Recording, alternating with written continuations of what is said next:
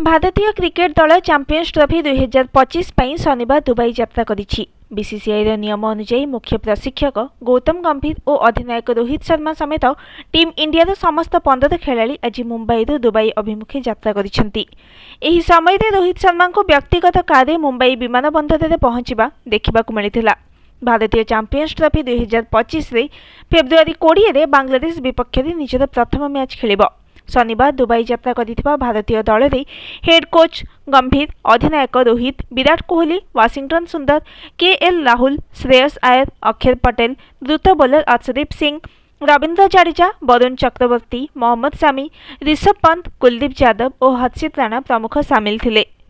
Champions trophy 2025 उद्घाटनी match Pakistan और New Zealand मध्य खेल। Match February 19 रे कराची रे खेल।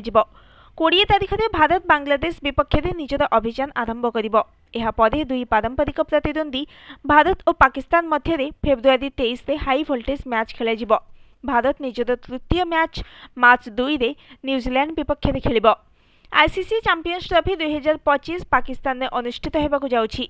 प्रथम टीम इंडिया खेलिबाकू जिबापई मना करि दैथिबा परे टूर्नामेंट पाकिस्तान बाहर को जिबार आशंका सृष्टि होइथिला।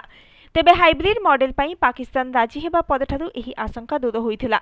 अन्य समस्त दल पाकिस्तान ने सेमानकर मैच खेलाजिबो। अन्य पक्षरे भारतीय दल एहार समस्त मैच यूएई रे खेलिबो। पाकिस्तान 3 वेन्यू रे एही टूर्नामेंट खेलाजिबो। Rawalpindi cricket stadium, Lahore Gaddafi stadium और कराची नेशनल बैंक स्टेडियम रे समस्त मैच खेलाजिबो। यह व्यतीत दुबई इंटरनेशनल क्रिकेट स्टेडियम रे भारतर समस्त मैच खेलाजिबो। सरकार पक्षरु क्लियरेंस न मिलिबारु भारतीय क्रिकेट दल पाकिस्तान जाई नथिला। Bureau report, news today.